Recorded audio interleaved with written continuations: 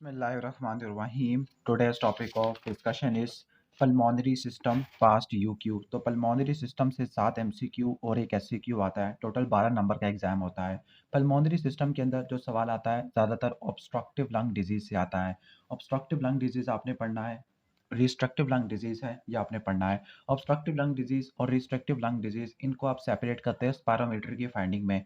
एक बात देख लेना कि जो ऑब्स्ट्रक्टिव लंग डिजीज़ है वो मेनली 3 होते हैं। एक होता है अस्थमा, दूसरा सीओपीडी और तीसरा ब्रोंकिएक्टिसिस। फिर आगे जो सीओपीडी होता है उसको मज़ीद 2 में डिवाइड कर देते हैं। एक होता है एम्फीसीमा और क्रॉनिक ब्रोंकाइटिस होता है। पिंक पफर होता है, दूसरा ब्लू ब्लॉटर होता है। इस चैप्टर में ज़्यादातर सवाल अस्थमा में से आएगा। दूसरा आपने पढ़ना है acute exacerbation of COPD. Number 3 bronchiectasis, okay, जो पोस्ट ट्यूबरकुलर या पोस्ट सीओपीडी भी देखने को मिल सकता है। चौथा निमोनिया से सवाल आता है। पांचवा ट्यूबरकुलोसिस वाले टॉपिक को पढ़ना है। इसके अलावा लंग कैंसर और कुछ मिसलेनियस टॉपिक्स हैं। तो स्टार्ट करते ही अस्थमा वाला टॉपिक है। जो अस्थमा है, अस्थमा के अंदर जो अस्थमा 2 टाइप का होता है, टॉपिक अस्थमा और नॉन एटॉपिक अस्थमा। जो टॉपिक अस्थमा होता है इसमें आपको पॉजिटिव फैमिली हिस्ट्री देखने को मिलती होती है और वो मोस्ट कॉमनली एलर्जन की वजह से होता है। फॉर एग्जांपल डस्ट, पोलन या फूड एनिमल डैंडलर्स की वजह से। अब अस्थमा को कैसे डायग्नोस करना है? अस्थमा के अंदर ट्रायड बनता होता है 3 चीज़ों का। नंबर 1 क्या होता है? नंबर 1 आपको कफ देखने को मिलती है। नंबर 2 आपको वीजिंग देखने को मिलती है। नंबर 3 आपको शॉर्टनेस ऑफ ब्रेथ देखने को मिलता है। तो ये 3 चीज़ें मिला के आपने देख लेना है कि अस्थमा बनता होता है। इसके अलावा चेस्ट टाइटनेस भी देखने को मिलती है। अब अस्थमा के अंदर जो व्हीज़ होती है वो बायलैटरल होती है, रिकरेंट होती है, एक्सपायरेशन में और इंस्पायरेशन दोनों में होती है। व्हीज़ और रोंकाई में क्या फ़र्क होता है? इसका जवाब अपने कमेंट सेक्शन में देना है, ठीक हो गया? तो अस्थमा के अंदर ये 3 चीज़ें देखने को मिलती है। जो कफ होती है अस्थमा के अंदर वो ड्राई नॉन प्रोडक्टिव कफ होती है, जबकि निमोनिया के अंदर यूजुअली जो बैक्टीरियल निमोनिया होता है वो प्रोडक्टिव कफ करवाता होता है और निमोनिया के अंदर आपको बुखार भी देखने को मिलता है। चेस्ट की टाइटनेस होती है, ये इसको हिस्ट्री के पॉइंट्स मिल रहे हैं। फिजिकल एग्जामिनेशन के अंदर पल्सेस पैराडॉक्सिकस है। पल्सेस पैराडॉक्सिकस आपने कार्डिक टेम्पोनाइट के अंदर भी पढ़ना है जहाँ पर बैक स्ट्राइड आ जाएगा। इसके अलावा टेकिपनिया होगा, okay. Hyper resonant percussion note, hyper resonant percussion note pneumothorax में भी देखने को मिलता है क्योंकि लंग्स यहाँ पर हाइपर इन्फ्लेट हुए हुए हैं। Vesicular breathing with prolong expiration, that means कि कोई ऑब्स्ट्रक्टिव लंग डिजीज है। जब ये ऑब्स्ट्रक्टिव लंग डिजीज आ जाए तो आपने स्पायरोमेट्री के अंदर 3 चीज़ों को बढ़ाना है और 3 चीज़ों को कम करना है।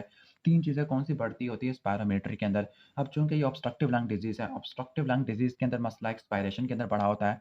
तो एक्सपायरेशन में मसला है तो फिर इसका मतलब है कि लंग्स ओवर इन्फ्लेट होता रहेगा, हाइपर इन्फ्लेट होता रहेगा, लेकिन वो मजीद नई आने वाली ईयर के लिए रेजिस्टेंस करवा देगा। इन शॉर्ट की जो ऑब्स्ट्रक्टिव लंग डिजीज है इसमें लंग्स ओवर इन्फ्लेट हो जाती है, डायफ्राम फ्लैट हो जाता है, ठीक हो गया। 3 जो पैरामीटर बढ़ते हैं स्पायरोमेट्री के अंदर वो 3 पैरामीटर ये वाले होते हैं। Number 1 residual volume, number 2 functional residual capacity, number 3 total lung capacity. जबकि जो 3 पैरामीटर कम होते हैं उसके अंदर आपका FEV1, FVC और FEV1 over FVC ratio, FEV1 over FVC ratio normally 70 to 80% होती है, ओके।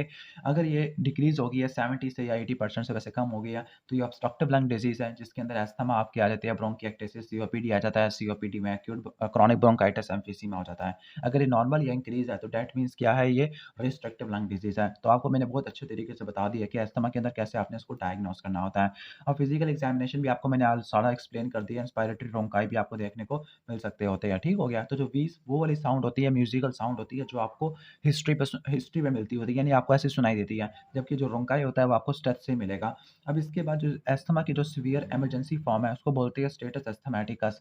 रट्टा मार लेना, आपकी बॉडी में 2 स्टेटस होते हैं, स्टेटस अस्थमैटिकस और दूसरा स्टेटस एपिलेप्टिकस।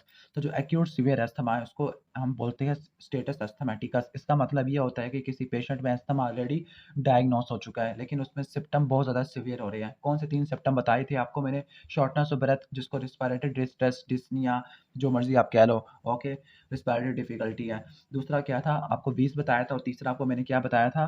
तीसरा कफ बताया था जो यूजुअली नॉन प्रोडक्टिव कफ होती है, ओके। ओके, तो जो इसकी सीवियर फॉर्म है उसको स्टेटस अस्थमैटिकस कहते हैं। इसमें बंदे का टैकीकार्डिया होता है, दैट मीन्स हार्ट रेट 110 या 100 से ज़्यादा का होगा। टैकिपनिया होगा, 25 ब्रेथ से ज़्यादा होगा। रिस्पिरेटरी रेट, वो एक ही सांस के अंदर पूरा सेंटेंस कंप्लीट नहीं करेगा और इसका पीक एक्सपायरेटरी फ्लो रेट ये 33 से लेकर 55 50%, यूजुअली 30% से कम होता है, 200 लीटर पर मिनट से कम होता है, ओके।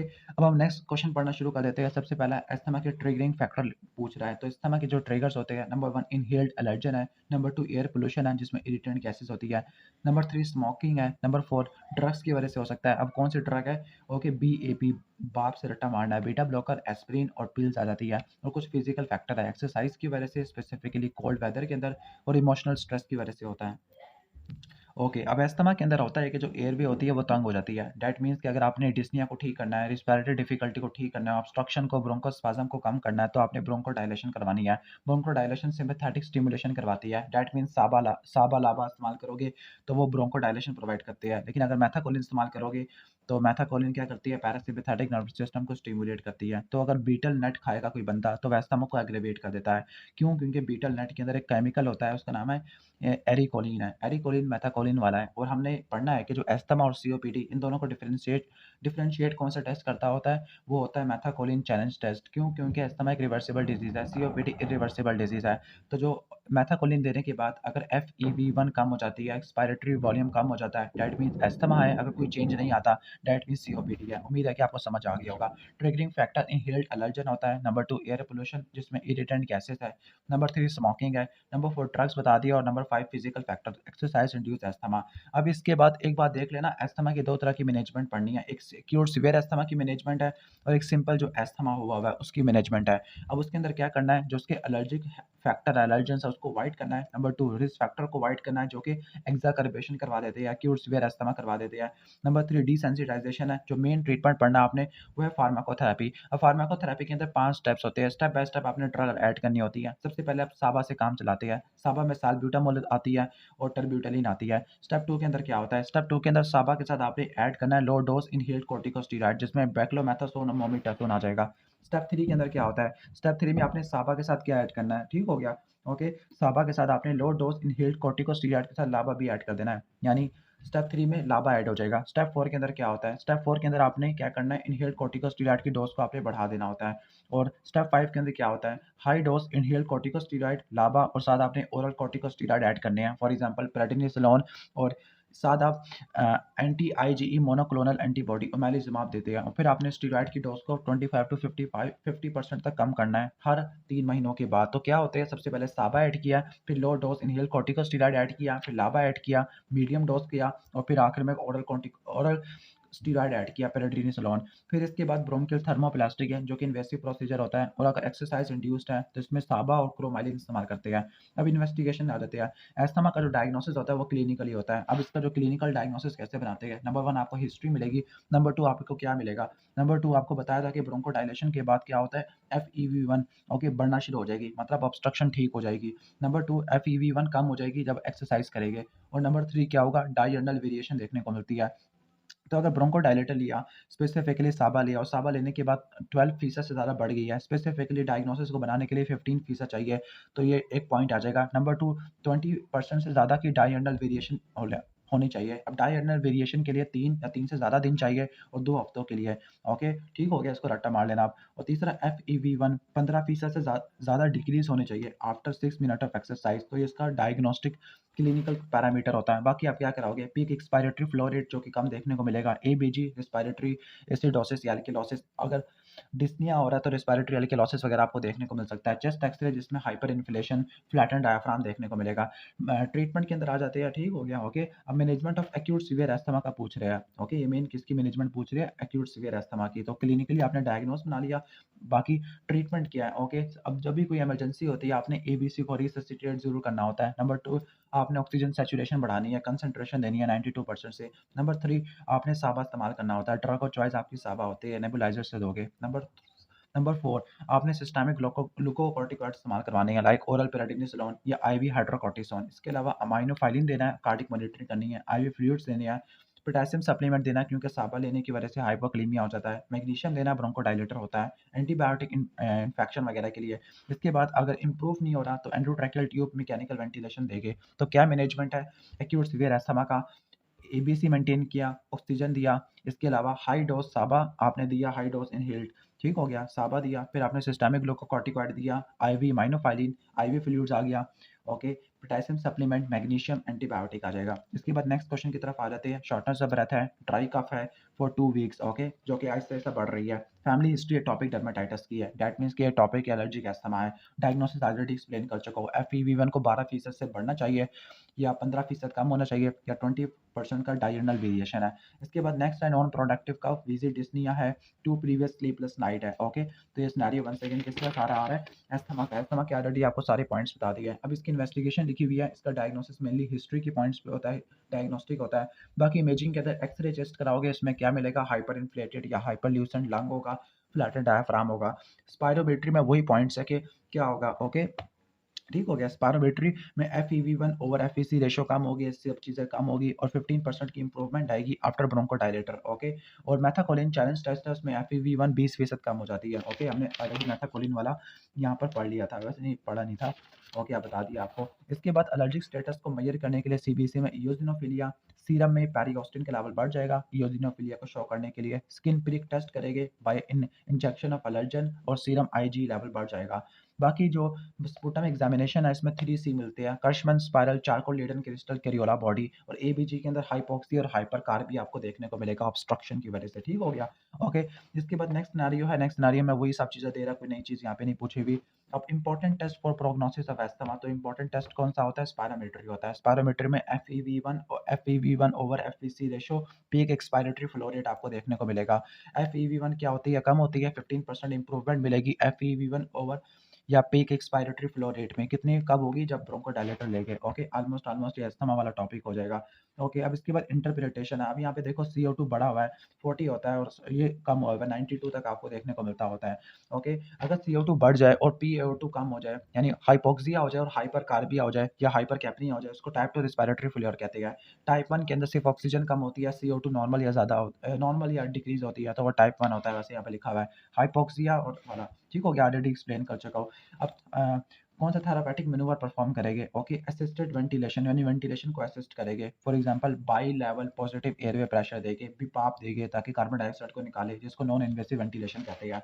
ओके, तो अस्थमा वाला टॉपिक हो गया। इसके बाद नेक्स्ट हमारा टॉपिक है एक्यूट एक्सरबेशन ऑफ COPD। COPD के जो पेशेंट होते हैं क्रॉनिक है, तो ये 40 से अबव आपको देखने को मिलती है और एक्यूट एक्सरबेशन है, दैट मीन्स COPD के सिम्टम बहुत ज़्यादा अचानक ही बढ़ जाएंगे। अब COPD वाला स्मोकर्स में ज़्यादा होता है, खासतौर पर 10 पैक ईयर्स में आपको ज़्यादा देखने को मिलता होता है। तो कफ होती है, स्पुटम होता है, ब्रेथलेसनेस देखने को मिल सकती है, साइनोसिस होता है, ब्लू ब्लॉटर में peripheral oedema, alteration of consciousness हो सकती है। ओके, तो अगर इस सिनेरियो में आओ, 60 ईयर ओल्ड है, प्रोग्रेसिव शॉर्टनेस ऑफ ब्रेथ है और बढ़ना शुरू हो गई है फॉर लास्ट 6 मंथ है। अब वो प्रेजेंट कर रहा है इंक्रीज सिम्टम से। ओके, स्मोकर है और इसका ब्लड प्रेशर भी ऑलमोस्ट ऑलमोस्ट ठीक है और पल्स भी बढ़ी हुई है, टैकिपनिया हुआ है, तो COPD की एक्यूट एपिसोड है। तो ट्रिगरिंग फैक्टर क्या होते हैं, COPD सिगरेट स्मोकिंग की वजह से होता है, कोल डस्ट सिलिका के एक्सपोजर की वजह से भी हो सकता है, इन्फेक्शन की वजह से या लो बर्थ वेट की वजह से भी हो सकता है, ट्रिगर फैक्टर है। अब इसकी मैनेजमेंट आ जाती है एक्यूट एक्सरबेशन ऑफ COPD। तो पहला तो वही काम होता है, सबसे पहले आपने पेशेंट को रिससिटेट करना होता है, इसमें भी आपने रिससिटेट किया था। दूसरा स्टेप होता है ऑक्सीजन कंसंट्रेशन आपने बढ़ानी है अबव द 92%। ओके, वैसे मेंटेन करनी है। ओके, ओवर द 60 मिलीमीटर, तो आपने कंट्रोल ऑक्सीजन 24% या 28% पे देनी है और 60 से ऊपर बढ़ा के रखनी होती है। अब कहते हैं कि COPD की मोर्टेलिटी रेट को आपने कम करना है, तो आपने लॉन्ग टर्म ऑक्सीजन थेरेपी देनी होती है। रिससिटेट कर लिया, ऑक्सीजन भी दे दिया आपने। इसके बाद नेक्स्ट काम है ब्रोंकोडायलेटर, जो कि साबा और सामा इस्तेमाल करेंगे। एस्थमा के अंदर मेनली आप इस्तेमाल करते हैं शॉर्ट एक्टिंग या okay, short acting beta 2 agonist, लेकिन यहाँ पर आप मस्करिनिक एंटागोनिस्ट इस्तेमाल करेंगे। ठीक हो गया। बाकी ग्लूकोकॉर्टिकॉइड ओरल पेराडिनिसोलोन है, सेम एंटीबायोटिक अमाइनोफाइलिन आ जाएगा। नॉन इन्वेसिव वेंटिलेशन जो हमने यहाँ पे पढ़ा है, non invasive ventilation, endotracheal intubation अगर रेस्पिरेटरी एसिडोसिस है, और एडिशनल ट्रीटमेंट के अंदर डायूरेटिक आ जाएगा। ओके, ऑलमोस्ट सेम है। इसके बाद नेक्स्ट क्वेश्चन के अंदर आ जाओ, 60 ईयर ओल्ड हैवी स्मोकर है, सीवियर डिस्निया, वीज हुआ है, वीज एस्थमा में भी आता है, सेंट्रल साइनोसिस एस्थमा में नहीं आती, फीवर है, हिस्ट्री ट्यूबरक्लोसिस की है। ओके, ठीक हो गया। ब्लड प्रेशर 150/90 है, टैकीकार्डिया टैकीपनिया हुआ है, बायलैटरल क्रैप्स और वीजिंग आपको देखने को मिल रही है। ओके, क्रैप्स क्रैप्स क्यों होती है, पानी भरने की वजह से होती है और पानी दो ही कंडीशन की वजह से भरेगा, एक तो हार्ट फेलियर की वजह से और दूसरा इन्फ्लेमेशन की वजह से। तो COPD की इन्वेस्टिगेशन पूछ रही है, पहले तो इमेजिंग आ जाती है, चेस्ट एक्सरे, HRCT, जिसके अंदर आपको क्या मिलेगा, हाइपर इन्फ्लेटेड लंग्स वाला, ये सब आपको पता है। इसके अलावा पल्मोनरी फंक्शन टेस्ट है, ये ऑलरेडी हमने सारे पढ़े हुए हैं। पल्मोनरी फंक्शन टेस्ट में स्पायरोमेट्री में FEV1 ओवर FVC रेशियो आपको कम देखने को मिलेगी। ओके, फिर लंग के वॉल्यूम को मेजर करना है। अब लंग के जो वॉल्यूम है स्पेसिफिकली जो रेजिडुअल वॉल्यूम होता है उसको मेजर करने के लिए हम हीलियम डाइल्यूशन टेक्निक और प्लेथिस्मोग्राफी वगैरह कराते होते हैं। इसके अलावा कुछ एक्सरसाइज टेस्ट कराएंगे। बाकी अदर टेस्ट के अंदर CBC, अल्फा 1 एंटीट्रिप्सिन ऐसे आ जाएगा, ABG, ECG क्यों कराएंगे? कोर पल्मोनल को रूल आउट करने के लिए, पल्स ऑक्सीमेट्री ऑक्सीजन सैचुरेशन को, हाँ, रिस्पिरेटरी फेलियर को चेक करने के लिए करते हैं। ठीक हो गया, ऑलमोस्ट ये हो जाएगा। क्वेश्चन नंबर 3 के अंदर आ जाओ। क्वेश्चन नंबर 3 में 56 ईयर ओल्ड COPD पेशेंट है, खुद बताया हुआ COPD पेशेंट है, उसको वर्सनिंग डिस्निया, डिस्निया कफ बढ़ रहा है, डिस्निया कफ है और पुरुलेंट स्पुटम आना आना शुरू हो गया है और वो स्मोकर भी है। ओके, इंस्पायरेटरी क्रैकल्स भी है। ओके, तो ये क्या हो गया? एक्यूट एक्साकर्बेशन है। ठीक हो गया, COPD की एपिसोड की। ओके, ठीक है, इंस्पायरेटरी कोर्स क्रैकल, एक्सपायरेटरी विजिस, ये सारी इसमें देखने को मिलती होती है। ऑलमोस्ट ये सारा हुआ है। ओके, इसके बाद यहाँ पर इसके बाद यहाँ पर दोबारा एक और COPD का पेशेंट है। 8 महीनों के बाद उसकी ना हालत ख़राब हो गई है बैठ के, लाइक स्पेसिफिकली लिखा हुआ है कि आप ओके, कि 8 महीनों पहले उसका जो आया था पोस्ट ब्रोंकोडायलेटर 55% था।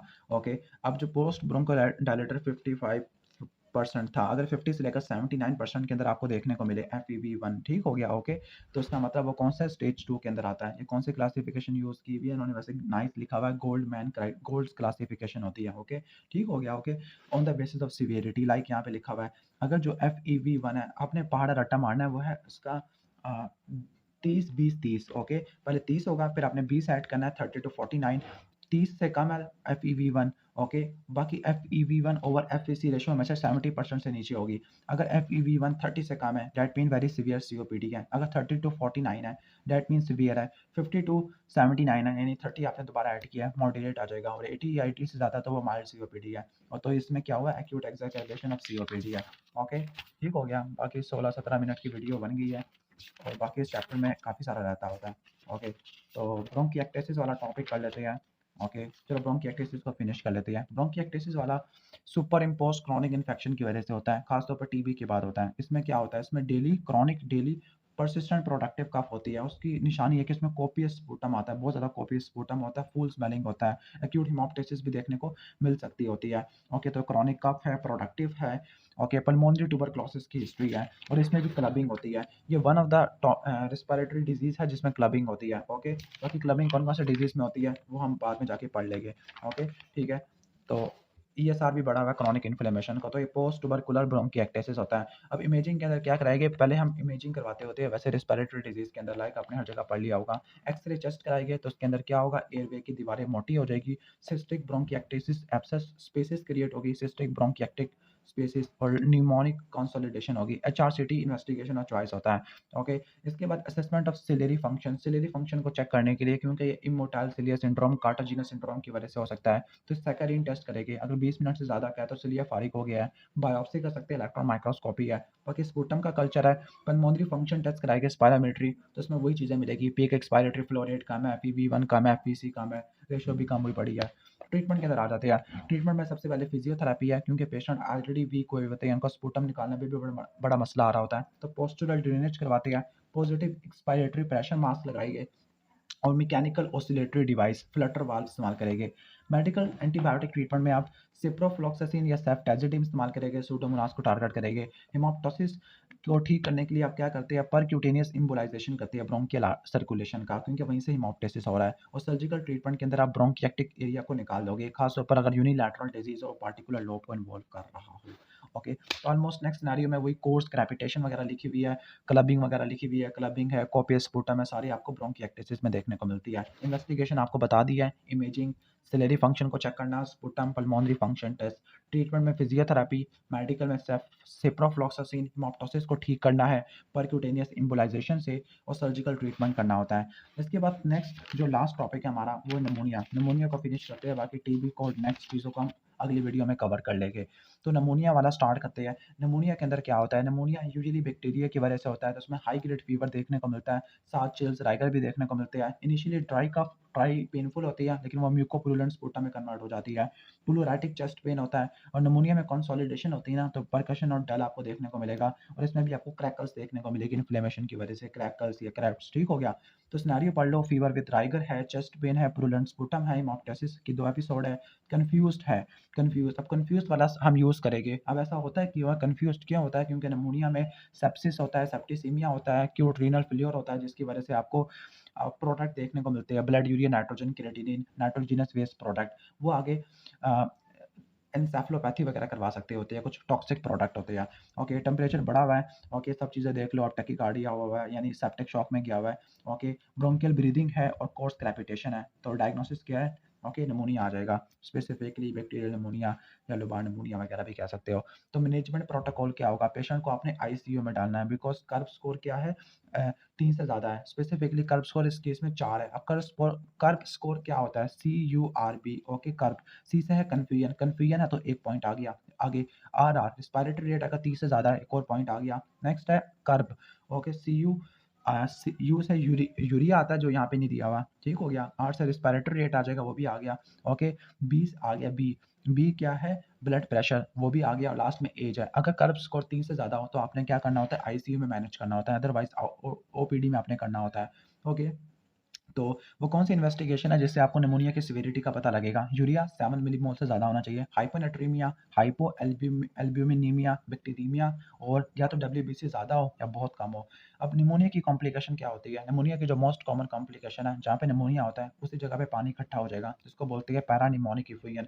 बाकी पस बन सकती है, इम्पाइमा बोलते हैं, निमोथोरस हो सकता है स्टाफ ऑरियस की वजह से, एब्सेस, प्लूराइटिस, एआरडीएस हो सकता है। नेक्स्ट क्वेश्चन में आ जाओ। फीवर है, कफ है, productive rusty sputum. Rusty sputum क्या होता है? स्ट्रेप्टोकोकस निमोनिया की वजह से होता है, वो कम्युनिटी एक्वायर्ड निमोनिया करवाता है। तो इसकी कॉम्प्लिकेशन क्या होती है? लोकल कॉम्प्लिकेशन ऑलरेडी एक्सप्लेन कर चुका हूँ, पैरानिमोनिक इफ्यूजन, लंग एब्सेस, इम्पाइमा वगैरह, एआरडीएस, ओके, निमोथोरस हो सकता है, प्लूराइटिस हो सकता है। जो सिस्टेमिक कॉम्प्लिकेशन हो सकती है सिस्टेमिक लेवल के ऊपर, लाइक पल्मोनरी सिस्टम है, डीवीटी और पल्मोनरी एम्बोलिज्म हो सकता है, किडनी पर रीनल फेल्योर है, एरिथमिया हो सकता है, एट्रियल फिब्रिलेशन, बाकी हेपेटाइटिस, पेरिकार्डाइटिस, मायोकार्डाइटिस, मेनिंजोएन्सेफलाइटिस हो सकता है। रट्टा मार लेना, अगर रस्टी स्पुटम है तो वो स्ट्रेप्टोकोकल निमोनिया की वजह से है, अगर रेड ब्राउन स्पुटम है तो वो क्लेब्सिला निमोनिया की वजह से है, रेड ब्राउन स्पुटम। अब यूजुअल ऑर्गेनिज्म, ओके, जो कि कम्युनिटी एक्वायर्ड निमोनिया कहलाते हैं, मोस्ट कॉमनली स्ट्रेप्टोकोकस निमोनिया ही है, बाकी हीमोफिलस इन्फ्लुएंजा ये भी देख लो, माइकोप्लाज्मा एटिपिकल होता है और लीजियोनेला निमोफिला ये भी वैसे एटिपिकल होते हैं। वायरसेस के अंदर जो निमोनिया करवाते हैं, ओके, वो है आपका कोरोना वायरस आ जाएगा, हर्पीस, मीजल्स, इन्फ्लुएंजा वगैरह आ जाता है। इसके बाद नेक्स्ट क्वेश्चन की तरफ आ जाओ। High grade fever, chills, rigor, mentally confuse है, कफ विद स्पुटम प्रोडक्शन है, डल ऑन परकशन है, ओके, ठीक हो गया। ओके, अब इसका जो रिस्क फैक्टर है वो एयर कंडीशनिंग सिस्टम है। अब एयर कंडीशनिंग सिस्टम में भी कम्युनिटी एक्वायर्ड निमोनिया होता है, लेकिन ये ल्यूजिनिला निमोफिला की वजह से होता है। कम्युनिटी एक्वायर्ड निमोनिया जो कि कम्युनिटी के अंदर होता है या आफ्टर नहीं बल्कि within the 72 hour of hospitalisation होता है। तो ये एयर कंडीशनिंग वाले में ना, जो कंटामिनेटेड कूलिंग टावर होते हैं हॉस्पिटल के अंदर, होटल्स के अंदर, हॉस्टल के अंदर, इंडस्ट्री के अंदर, तो वहाँ पे ल्यूजिनिला निमोफिला होता है और ल्यूजिनिला को ठीक करने के लिए ड्रग और चॉइस होती है ल्यूजिनिला। एल आ रहा है, एल के बाद एम आता है, तो एम से क्या होगा? मैक्रोलाइड, और मैक्रोलाइड में आपकी क्लैरिथ्रोमाइसिन या एरिथ्रोमाइसिन है, और साथ आप रिफेम्पिसिन दोगे। कंफर्मेटरी टेस्ट क्या होगा? Legionella urine antigen detection. Okay, next question की तरफ आ जाते हैं। अगर आपको रस्टी स्पुटम मिल जाए तो आपने स्ट्रेप्टोकोकस निमोनिया की तरफ जाना है, रेड ब्राउन स्पुटम मिल जाए क्लेब्सिला की तरफ जाना है, एयर कंडीशनिंग सिस्टम मिल जाए तो आपने जाना है ल्यूजिनिला निमोफिला। सबसे पहले आपने इमेजिंग करवानी होती है, चेस्ट एक्सरे कराना होता है, बाकी ब्लड एग्जामिनेशन में CBC, urea electrolyte, LFT, ESR, CRP, blood culture, ABG, cold agglutinin आ जाएगा। स्पुटम के अंदर ग्राम स्टेनिंग आ जाएगा, कल्चर आ जाएगा, और पीसीआर कराओगे ओरोफेरिंजियल का। यूरिन एंटीजन टेस्ट मेनली आप ल्यूजिनिला के लिए करते हो, प्लूरल फ्लूइड एग्जामिनेशन है। अब ट्रीटमेंट के अंदर आ जाते हैं। सबसे पहले आपने बेड रेस्ट देना है, इन्फ्लेमेशन है ना तो गुड डाइट देनी है, आईवी फ्लूइड्स देने हैं, ऑक्सीजन देनी होती है, मेन एंटीबायोटिक है, लाइक स्ट्रेप्टोकोकस निमोनिया के लिए आप क्या देते हो? अमोक्सिलिन या क्लैरिथ्रोमाइसिन, एरिथ्रोमाइसिन, और यही क्लैरिथ्रोमाइसिन, एरिथ्रोमाइसिन ल्यूजिनिला के लिए भी देते होते हैं। प्लूरेटिक पेन है, चेस्ट पेन है, तो उसके लिए पैरासिटामोल, कोडामोल या एनसेड देते हैं। वो कौन से फीचर्स है जो कि हाई मोर्टेलिटी से एसोसिएटेड होते हैं निमोनिया के अंदर? अगर रिस्पिरेटरी फेल्योर हो रहा हो निमोनिया वाले में, सेप्सिस या बैक्टीरियमिया आ रहा हो, cardiac arrhythmia, neurological condition, lung cancer या कार्डिक इस्कीमिया हो, तो फिर इसकी मोर्टेलिटी के चांसेस बढ़ जाते होते हैं। ओके, नेक्स्ट क्वेश्चन की तरफ आ जाते हैं। नेक्स्ट है, ओके, नॉन हैवी स्मोकर है, फीवर, राइगर चिल्स की हिस्ट्री है, ड्राई थी लेकिन वो म्यूकोप्रोलर में कन्वर्ट हो गई है, चेस्ट पेन है जो कि राइट शोल्डर में जा रहा है, ओके, कोई ना कोई प्लूराइटिस वाली कोई कॉम्प्लिकेशन डेवलप हो गई है, ब्रेथ साउंड डिक्रीज हुई पड़ी है, तो ये कम्युनिटी एक्वायर्ड नमोनिया या सिंपल नमोनिया कह सकते हैं, मोस्ट कॉमन स्ट्रेप्टोकोकस नमोनिया की वजह से होता है। और इसकी सीवियरिटी को चेक करने के लिए कौन सा क्राइटेरिया यूज़ करते हैं, कर्व्स, उसकी सीवियरिटी को और मैनेजमेंट को। तो इसमें क्या होता है, कन्फ्यूजन, यूरिया 7 मिलीमोल से ज़्यादा होना चाहिए, आर से रिस्पिरेटरी रेट 30 से ज़्यादा होना चाहिए, बीपी 90 से कम होना चाहिए, एज 65 से ज़्यादा होना चाहिए। अगर स्कोर 0 से लेकर 1 है तो होम मैनेजमेंट करनी है, अगर 2 है तो शॉर्ट इंडोर और मेजर ओपीडी है, स्कोर 3 है तो इंडोर मैनेजमेंट है, ओके, इंडोर। और स्कोर अगर 4 टू 5 है, ओके, ठीक हो गया, यानी 3 से ज़्यादा का है तो आपने आईसीयू मैनेजमेंट करनी होती है। 3 इंडोर के लिए इंडोर, ओके, तो ऑलमोस्ट हो जाएगा। बाकी हम कवर कर लेंगे नेक्स्ट वीडियो के अंदर।